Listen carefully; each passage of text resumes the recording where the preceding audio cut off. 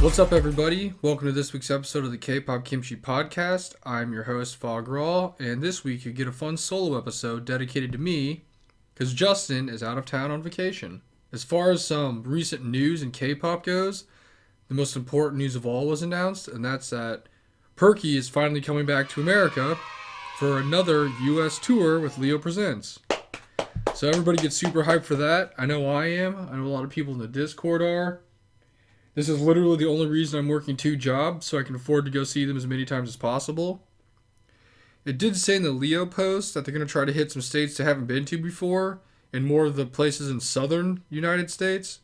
So I'm getting excited to maybe see some shows in some places and states I've never been to before, so I can add some cool magnets to my refrigerator.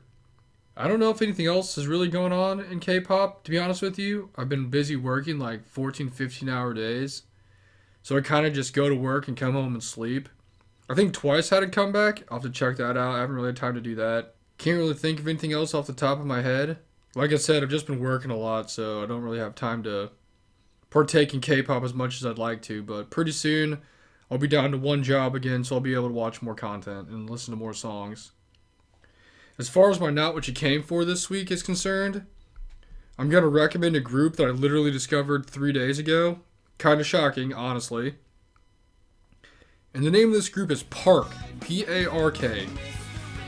And the reason I found them was because on Reddit, and the emo subreddit, somebody was asking for a recommendation of a group that was close to like North Star or Armor for Sleep, Boys Night Out, like bands that I love, and I've talked about it before on the show.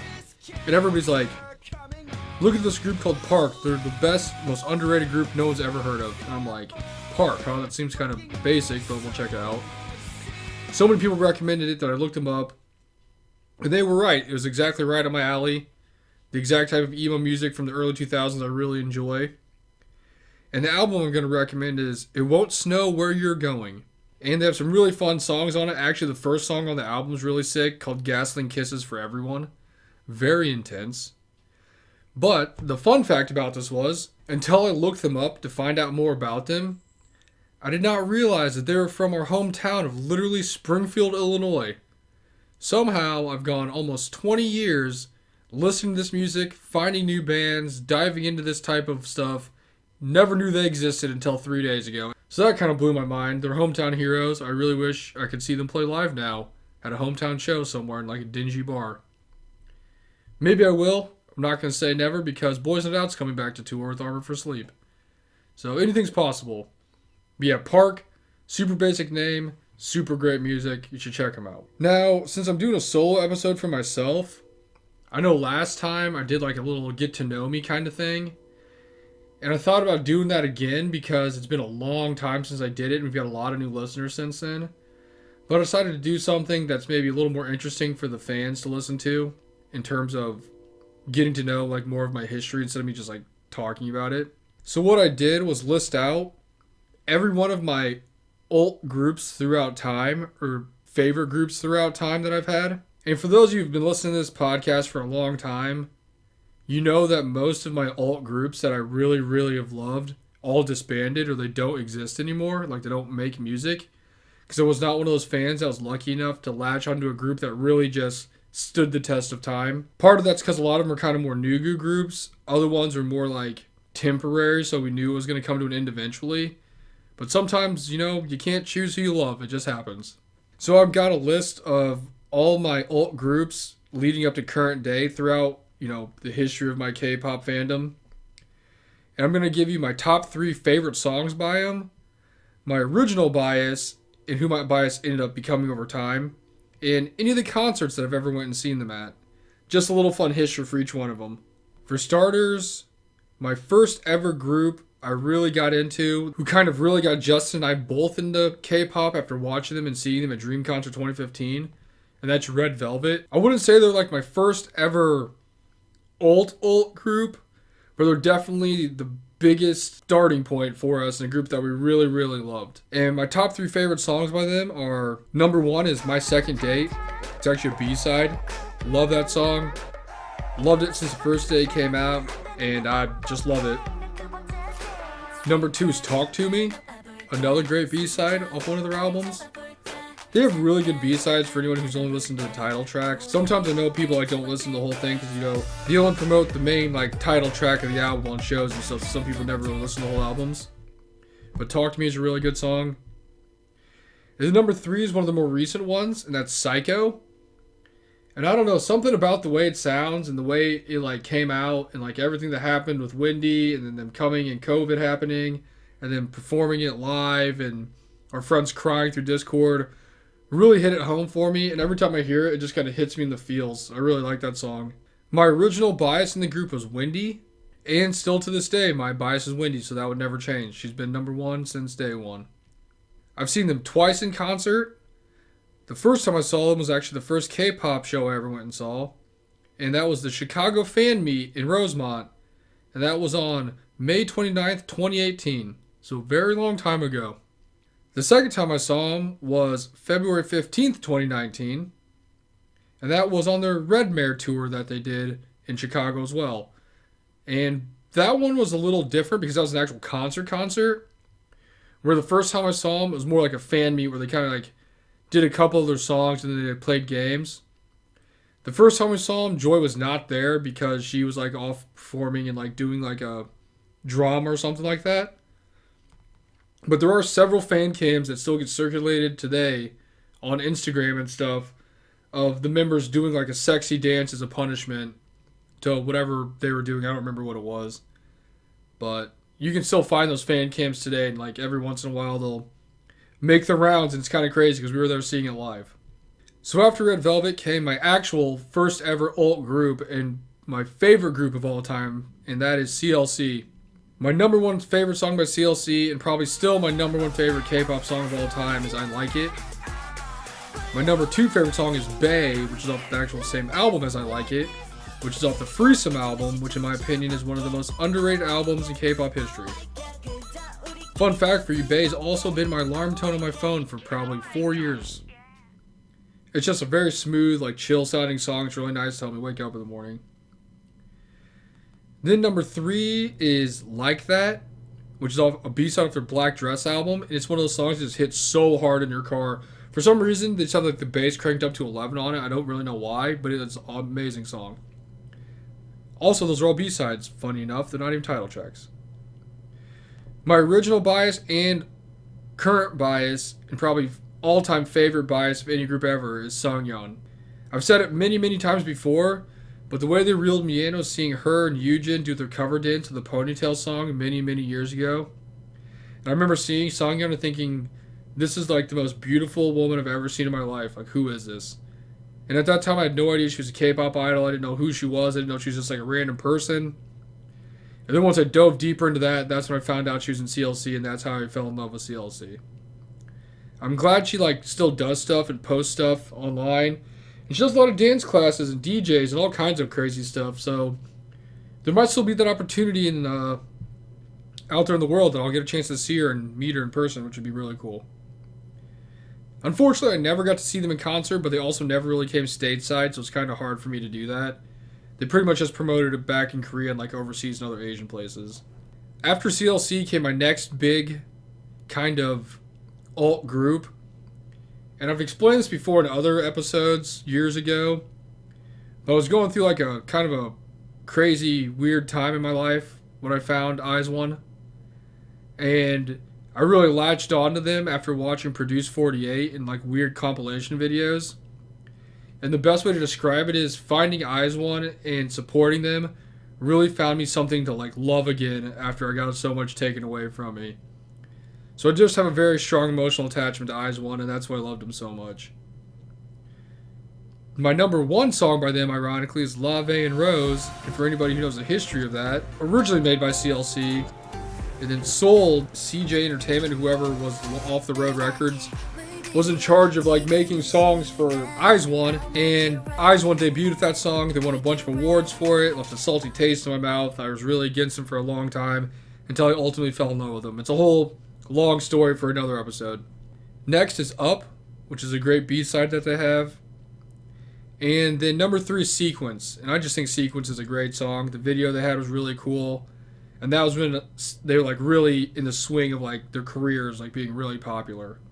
My original bias in the group was Yenna, because I just loved her, like, really upbeat, fun energy. She's really goofy on Produce 48, and I really like that. But by the end of it, my bias was Haewon, also known as Kwon Bae, also known as the only member I never realized why she was in the group, because I didn't think she needed to be in there. But over time, she really grew on me. I kind of liked her, like, I don't know, nonchalant, not caring, kind of goofy attitude. And I thought she was really funny, and she really won me over. I did not see them in concert. I could have seen them, I guess, if they came. We went to KCON, but we didn't go to KCON during that time. And then COVID kind of hit, and they didn't do any live shows, so that's unfortunate for a lot of people. I remember watching their last, like, 2-night online concert thing, and that was their final goodbye to the fans, and everyone in the Discord cried, and it was very sad, and I'd still get kind of sad thinking about it. Then after IZ*ONE left, CLC really was not doing much of anything either. They kind of had a lull in their career. And some group had to fill that gap, and the group that came in and filled that gap was WJSN, Cosmic Girls, Eunjun Seonyao, as Korean Dad would have me say, because he does not know who WJSN is apparently. And they really swooped in, and I really fell in love with them. I really just have a thing for, I guess, groups with a lot of members. I don't really remember how I got into them, but there's one of those groups that Justin and I both said we were not going to try to get into because there's so many members and it'd be so hard to learn them all. And yet we did it, and I loved them. One of my favorite groups, one of my old groups for a decent amount of time, honestly. And my number one favorite song by them is BB Bibu, which is a B-side. And I just like how it's just kind of like random, weird, not your stereotypical type of song, but still like upbeat and really happy, just really fun. Next is As You Wish, which is the New Year's song for all of Korea, and something about that makes me feel like I can do anything. It like really empowers me. It's just a great song. I remember the first time I ever benched 355 pounds. That was the song I was listening to. Number 3 is I Wish, which is another really fun song, and just one of the songs I always remember because all 13 members were there, and it was just a very, very good song. My original bias in the group was Luda, and by the end of it, she was still my main bias in the group, and my second bias was Suni. Unfortunately, when I got into WJSN, all the Chinese members have already left, but Justin and I, especially me, really started watching the reality show called Would You Like Girls, and it had all the original members in it before they were like debuting and during the debut. So you got to meet all the girls that were in the group. And Suni's just another one of those like members I really fall for because they're just kind of like nonchalant, don't care that they're idols, they're just goofy, they just do whatever they want. And she really captured my heart. But unfortunately, she was not there when I really got into WJSN. And Luda was, and I still love Luda. She's one of my favorite idols. I hope she's doing great acting because that's what she's really into now, is being an actress. But yeah, WJSN came in and filled a big hole in my life. Unfortunately, I did not get to see them, and I'll always regret not going to KCON the year before we started getting into going to KCON, because WJSN was a headliner, and little did we know that was like the last time they were going to do group promotions together as a group. So still kind of stings. Jealous of everyone who got to see that because that would have been amazing. I love all the music. Fun fact of the day, if you go look at my, I guess, list of my most listened to artists of all time on Spotify, WJSN is number 2. So as you can tell, I listen to them quite a bit. Because there are probably 400 or 500 song plays higher than the next closest like band. Not just K-pop group, band. And the only group higher than them is Dance Gavin Dance. And I listened to Dance Gavin Dance for many, many, many, many years. So it's kind of hard to catch them. But WJSN is a very solid number 2 on my all-time listens list. So that tells you how much I listen to them. Then WJSN kind of went on hiatus, and all the members kind of went their own ways and did their own type of thing. And I kind of didn't have, I guess, a main group I was super into during that time. I just kind of listened to a lot of different groups. And then we went on our first ever Leo Presents tour, and we saw a group called Pixie. And I remember listening to Pixie when they had like their debut. They had like, you know, Bewitched, they had Wings, they had all that stuff. And I remember thinking, wow, this is really cool. Like, I'm really into this dark concept. Like, this is really sick. But I never really looked into it too much after that. And then they were coming to St. Louis. And Justin and I were both like, hey, you know, you like them. We should go check them out. It's like $50. What's there to lose? It's really close to home. So I was like, yeah, let's do it. Of course, went and saw them. Dia was everything I thought she'd be in person. Blew my mind. One of the best shows I've still ever been to. Me and the other 80 people in the crowd. And I just really fell hard for him. That led us to go to see him multiple times in other states, really far away from where we live at. And I just went into a super, super deep Pixie hole. And my number one song by them is actually Call Me, which ironically is kind of a different type of song compared to what they normally put out, but I really love it. It's really catchy and fun. My second favorite song is Deja Vu. My third favorite is Karma, and that was the comeback that they had when Justin and I really got into Pixie. So we were really looking forward to that. We watched all the spoilers, and we were just extremely excited for that. My first ever bias in the group, and still my first bias in the group, and only bias in the group, is Dia. She's amazing dancer, very talented, super amazing in person, extremely friendly every time I got a chance to talk to her. And I wish her all the best. And I know she's doing dancing work and stuff with some other idols, but I hope she gets another chance to do some other stuff because she's still very young, has a lot of her life to live. So I hope she gets another opportunity to do something in the idol realm. As far as concerts go, we saw them in the Karma's a Bee tour in St. Louis on May 24, 2023. Then we drove to Indianapolis because we loved them so much. Because that's when we figured out that Indianapolis is only 3 hours away from us. And that was on May 29th, 2023. So literally 5 days later. Not even a whole full week. And then I remember we were sitting where I was laying in bed. Justin was at church. And he hit me up and he's like, hey, you want to go see Pixie in Atlanta? And I'm like, hell yeah, I do.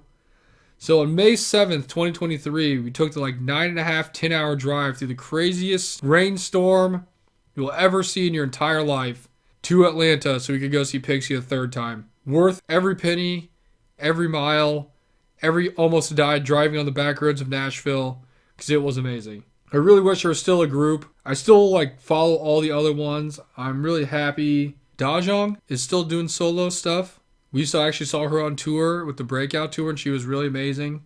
I got to show her my Winksy tattoo that I got. She was really impressed with that. She thought it was really cool. And yeah, the other members were off doing their own thing. Sue was a world traveler. Ringe is in school and trying to do acting. Don't really know what Lola does, but she posts on her Instagram now, so I'm happy for her. But yeah, I really love Pixie. I wish there was still a group. They could have been my faves of all time, but what you gonna do? That brings us to current day and my current alt group, who honestly is just my entire life right now. It's the only really K-pop stuff I pay close attention to, and that's Purple Kiss. I'm sure everyone listening to this is extremely shocked. But Purple Kiss is another one of those groups that we followed ever since they debuted, pre-debut actually, because I remember them coming out with their My Heart Skip a Beat pre-release, and Justin and I both thought that this was the next coming of the greatest group ever. We were both dead set on ulting them immediately after this came out. That's how awesome it was. It was really rocky, really fun. Really just, I don't know how to explain it. It's something you gotta listen to, but all the girls were amazing, and we're this is it. This is gonna be the best group we've ever seen happen. Unfortunately, that was not the case for the first little bit after they debuted, but eventually we got there. We came full circle. Now they're where they should have been 4 years ago. For me, anyways. My favorite song by Purple Kiss is Cast Pearls Before Swine, which is a B-side. And ironically, they know people like that song, but they've not performed it at any of the stops that we've ever seen them at. But I'm still hoping one day I get to hear it. I'm hoping this next tour, they're you know what? We're going to switch it up and play some different B-sides for everybody. But Cast Pearl Before Swine is a great song. My second favorite song by them is my favorite title track by them. That's BBB, which is a comeback that just had this year, and we actually saw them on that BXX tour. And I love everything about it. This is that song that we were talked about before, where if even another group released it, we'd be this is an amazing song. This is the one that really nailed it for us. Sometimes you're the hammer and sometimes you're the nail. And this time they were the hammer and they nailed this for us. After that, my third favorite song is the one we talked about earlier, My Heart Skip a Beat. It's so good. I love it. I love the video. I love the rock vibes to it. I love everything about it. My original bias in the group was Chain. I really liked her just based off her looks and charisma and all this stuff, because we really didn't know a ton about them until we dove deep into them maybe a year ago. But after seeing them in live multiple times, Dosi like really won me over. And at this point, she's like my ult bias, like my favorite top of the mountain. She's up there with Sungyoung. I don't know. She's just the best. I love seeing Purple Kiss as a whole, but especially seeing Dosi. I've got to talk to her multiple times. We've got like selfies with her. She even told me she watched the vlog that we made, which is kind of funny. And she drew me a tattoo of a flower that I'm going to go get before we go see him on my bike tour. So can't wait to show that to her. I've seen them 4/5 times, depending if you count the Korean festival 2 nights as 2 separate tours or not. Or not tours, but shows. The first time we saw him was on the Festa tour in Kentucky with our friend Brett. And that's another one we're kind of like, you know what? We liked them. We've always wanted to give them a chance. Like, we should go see them and see how good they are. If you go listen to our concert review of that, the venue kind of ruined the vibes of the show for us, even though the girls were amazing. The show was great. Like, they did a really good job. Great singers live. Amazing singers live. And that was on November 11th, 2023. But after that, we saw they were coming to Chicago, and it was like a weekend. So we're like, hey, you want to just go check them out again? You know, give them a second try, see what happens. And I'm like, yeah, let's do it. Went and saw them in Chicago on the 16th. Changed my life. Never looked back. That's really the moment that changed my life and made me a super hardcore ploy. Like, that was the exact moment, I can tell you right now. After that, we saw them on the BXX tour on our first trip to Canada. And the reason we went was because we knew they were coming back. And we were like, we're going to go see them. It doesn't matter where they're going. We're going to see at least one of their shows. And that was June 27th, 2024. So kind of recent here. Not even like 6 months ago. And that also changed our life because that's when we met all of our Toronto friends. And that's why we've been to Toronto so many times. Canada's a great place if you've never been there. But that was super great. We got our first ever kind of fan interaction meet and greet thing. And I got the Polaroids from our last selfies that we got taken. Made like little actual Polaroids. And they signed all those for me. So now I have just like custom personalized signed Polaroids of me and the girls. Which is pretty great actually.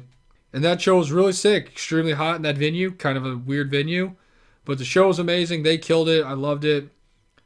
And it's never satisfied. I just want to keep seeing them as many times as I can. Then after that, we made our trip back to Canada. Because on August 24th and August 25th, they headlined the Toronto Korean Festival 2 nights in a row. And that was awesome.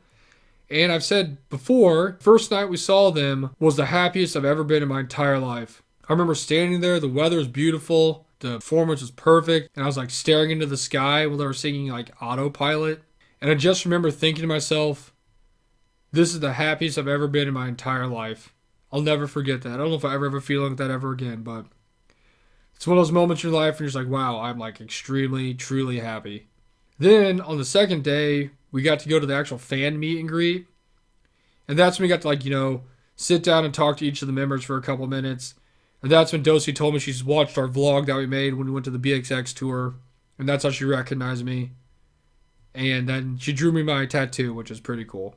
That's also the time when a few of the members told me, after I told them that we drove a long way from America, that they were going to come back and to just be patient and wait a little longer. And they were right. They're coming back. So I give it to them. They told me the truth.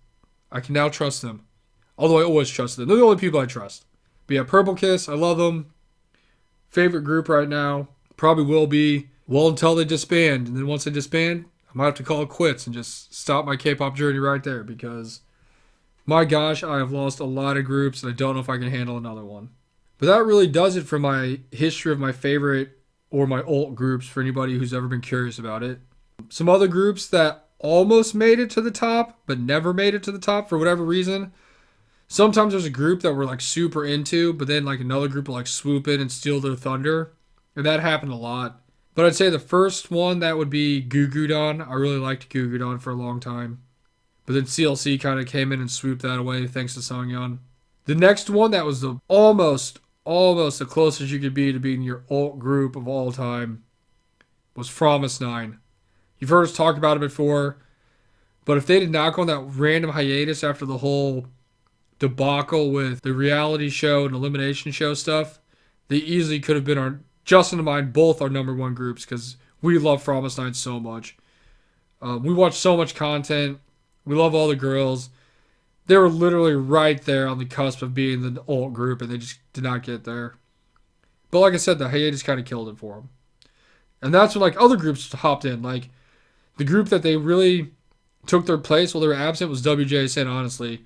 So it's probably down to WJSN and Promise 9, and WJSN was active and Promise 9 wasn't. Out of sight, out of mind, kind of.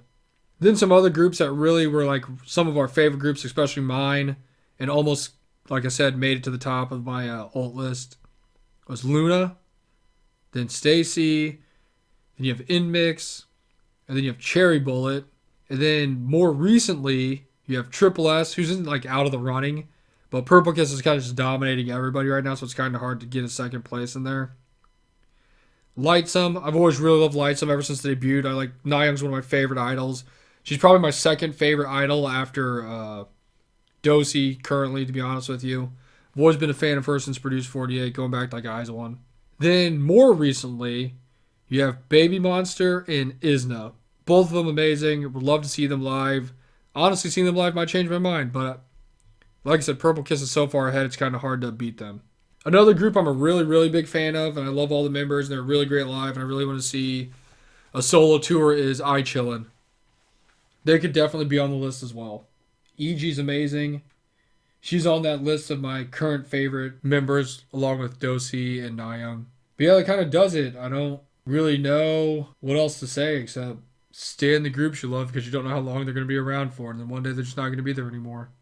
But as you can tell, it's crazy in K-pop. You love a group so much, and the next thing you know, you're moved on, and there's another group you love. And it's just an endless wheel. It just keeps on turning. But Purple Kiss is number one for me right now. Like I said, I might end my K-pop career when Purple Kiss ends their career. It might just be time to call it at that point. But we'll see what happens. The future's bright. There's a lot of good groups coming up. But on that note, I'm going to have to make Dosey my idol of the week. Shocker, I know. But I did just get a bunch of cool Dosey stuff for Christmas from Justin. We opened up a bunch of albums. I just got some more POBs that I ordered from one of my trusted Instagram aficionados that supplies me with Dosey POBs because she has a bunch of them. And yeah, that pretty much does it. I hope everybody enjoyed learning a little bit about my K-pop fandom, group love, history, whatever you want to call it. Justin should be back next week. Maybe I'll have him do one of these sometime. And yeah, don't forget to stay in your faves. Peace.